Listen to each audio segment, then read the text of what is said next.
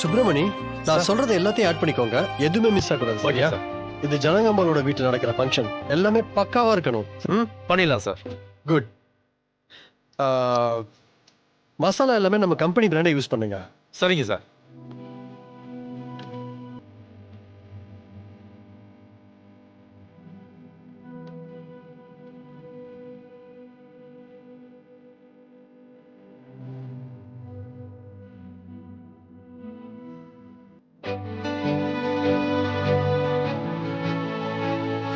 CP sir, ஒரு நிமிஷம்.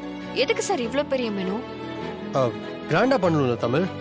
அதுக்காக சென்னையில ஆரம்பிச்சு காஷ்மீர் வரைக்கும் இருக்கிற எல்லா சாப்பாடையும் அடுக்கணும்னா இப்படி? இது நம்ம வீட்ல நடக்கிற ஃபங்க்ஷன். நம்ம ட்ரெடிஷனல் ஃபுட்ஸ் மட்டும் சர்வ் பண்ணலாம். அப்பதானே சார் சிறப்பா இருக்கும். அப்படியா? ம். ம். அப்புறம் ஜனாமாக்கும் இந்த மாதிரி ஃபுட்ஸ் தானே பிடிக்கும். ம். ம். ஓகே தமிழ், நீ சொன்னா கரெக்டா தான் இருக்கும். தமிழ் சொன்னதை செஞ்சிருங்க. Okay sir. ஓகே. ம். மேம், ஆ. கல்யாணம் பண்ணிக்க போற ஜோடிங்க லிஸ்ட் இதுல இருக்கு. இந்தாங்க. ஆ.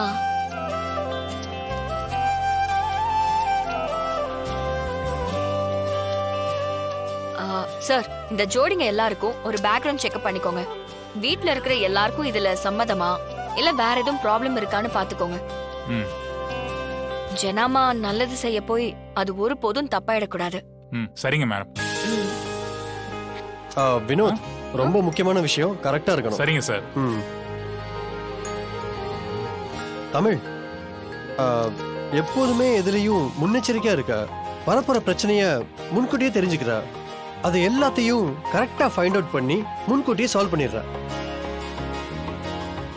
எதுக்கு ஜனாமா உன்னை இவ்வளவு பெரிய பொசிஷன்ல வச்சிருக்காங்கன்னு நீ ப்ரூவ் பண்ணிட்டே இருக்க தமிழ். சிபி சார், இது ஏற்கனவே மழை சீசன். ஓவர் ஐஸ் வைக்காதீங்க. எனக்கு உடம்பு முடியாம போயிட போகுது.